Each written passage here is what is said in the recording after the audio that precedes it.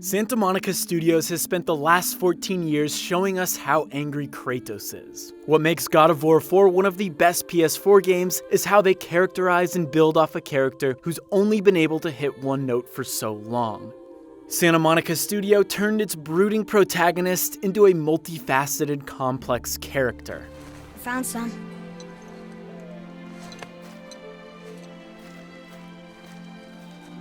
Get in the boat, boy. To take a few steps back, God of War has always been about spectacle and combat. Sure, those games had stories and they were entertaining in their own right, but that always felt like the side dish while the fast-paced, gory combat was the main course. You were meant to feel empowered, and what's more empowering than killing gods? Not much. And that was the hook. The God of War in all his fury runs around murdering gods of all shapes and sizes, guilty and innocent, to exact his revenge. And in the mid-2000s, that was rad. The scale of these battles were unlike anything that had been done before. Santa Monica Studio knew exactly what they were going for, and every God of War game set the stage with an epic cinematic battle. You had to kill the Hydra at the beginning of 1, fight the Colossus of Rhodes in 2, and ascend Mount Olympus on the back of a Titan in 3. Zeus! Your son has returned. I bring the destruction of Olympus! Unfortunately, after God of War Ascension's disappointing sales, Santa Monica Studio took a break to rethink the series. Fast forward to 2018, and we have a very different God of War game. A soft reboot that ditches the character action of the previous games in favor of an over-the-shoulder, third-person Metroidvania-style game. Along with the more intimate perspective came a better-paced God of War with a stronger emphasis on characters. In order to do that, Santa Monica Studio used quite a few nifty narrative devices to set up Kratos. The first can be seen at the very beginning. Remember how I mentioned that every other God of War starts with a bombastic opening that cranks everything up to 11 before anything really happens? Well, God of War 4 does the opposite. We see Kratos in a quiet forest resting his hand on a tree. We don't climb a giant monster, murder a god, or gore a Hydra. Kratos cuts down a tree. And it's worth mentioning that Kratos isn't using a woodcutter's axe. He's using the Leviathan Axe. Sure, we haven't seen Kratos kill any gods with this axe, spoilers yet, but this axe wasn't made to cut down a fucking tree. An axe like that is meant to kill something. There's something so uneasy yet peaceful about seeing the God of War, a being with unending rage, cut down a tree. This scene alone tells us we should expect a very different adventure and a very different Kratos this time around. The rhythmic swinging of the axe sets a new pace for the once furious warrior. We wouldn't really see a different side of Kratos without the most important character in the game, Betrayus. Now, I can't think of a better foil to the God of War than a small child. Instead of being presented with a character who's already lost everything, we are given a character with something to lose. Atreus, no matter how much Kratos resists, brings out sides of him that we've never seen. For once, Kratos is trying to control his anger. What are you doing? Now his guard is up. Only fire. Only fire. When I tell you to fire. He's trying to be a good father and set an example for the boy. It's almost as if he's trying to keep Atreus from making the same mistakes he made. Could the God of War now be faced with regret?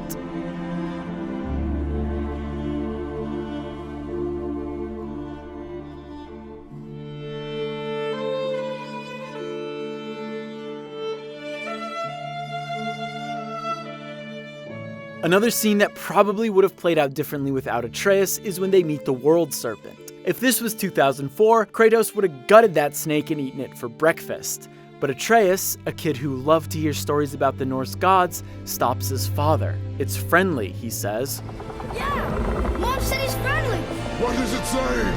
I don't know! Throughout the game, Kratos is continually put in positions he normally wouldn't be in thanks to Atreus. Another dwarf. Should we... No. He is of no consequence. The boy is always quick to help out one of the dwarves or the lost souls scattered around the lake. Even then, Kratos is still closed off, but he's reacting and responding to Atreus' questions and comments. This may seem small, but imagine God of War without the boy. Kratos would be quiet as a tree until he meets Mimir, and even then, Atreus was the one who would always carry the conversations. However, Kratos still plays his cards close to his chest. He holds onto a lot of secrets that he refuses to share with the boy. The boy will want answers. That will be my problem. Whatever you're hiding, you cannot protect him forever.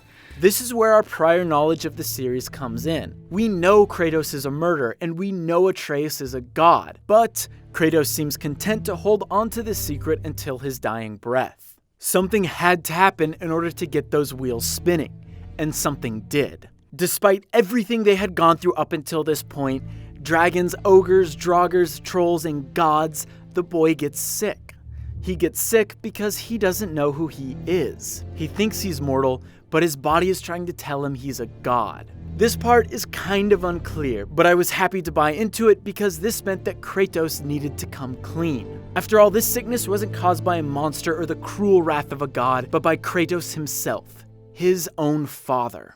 For the first time in the game, Kratos is alone. We see his grief, pain, and torment on display. Athena haunts him as he returns home, and he's forced to confront the past he's hidden away for so long. What follows is one of the game's most memorable scenes, a scene I will be talking about for years to come. Kratos must embrace his past if he wants to save his son. The very thing he's been trying to protect Atreus from is the only thing that can save the boy.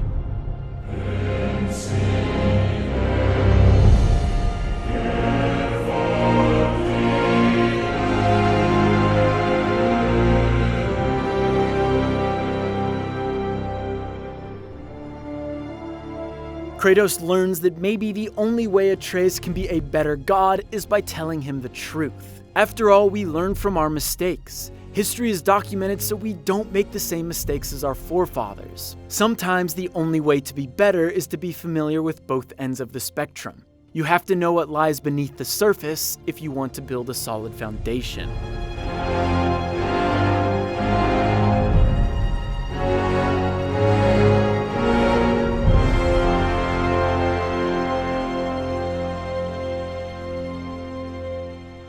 This point forward, Kratos and Atreus' dynamic changes quite a bit. After 10 plus hours, Kratos comes clean about who Atreus really is. However, he warns the boy about the responsibility of being a god, and Atreus lets it get the better of him.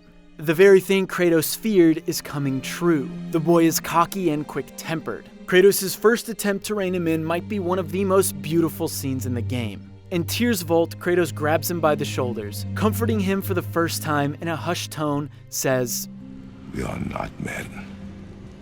We are more than that. The responsibility is far greater. And you must be better than me. Understand? Say it. You will be better. The power of this weapon, any weapon, comes from here. But only when tempered by this. By the discipline, the self-control of the one who wields it. That is where the true strength of a warrior lies. Kratos is trying to teach Atreus the thing he himself has lacked for so long: self-control. The power of this weapon, of any weapon, comes from here, but only when tempered by this. For Atreus to be better than Kratos, he needs that key ingredient: discipline. And Kratos' lack of discipline is part of what triggered the events of the original trilogy. The thread that was pulling us from location to location was Kratos' rage. And now, he's telling his son, his future, the one that will carry the torch long after he is passed, to temper his heart with his mind. Despite all of God of War's testosterone-fueled bravado over the past 14 years, this quiet, intimate scene is the most powerful moment in the series. And only Kratos, with all his flaws and misguided past, could have delivered something as moving as this. Unfortunately, Atreus still lacks context. Kratos is saying these things, but he doesn't know why. It's not until the very end that Atreus finds out that Kratos killed his own father. Is this what it is to be a god? Is this how it always ends? Sons killing their mothers? Their fathers? Once again, Kratos grabs him by the shoulders and tells him that they are not bound by the past. Atreus will not make the same mistakes he did, and they will be the gods they choose to be, not the gods that are destined to make the same mistakes over and over and over again.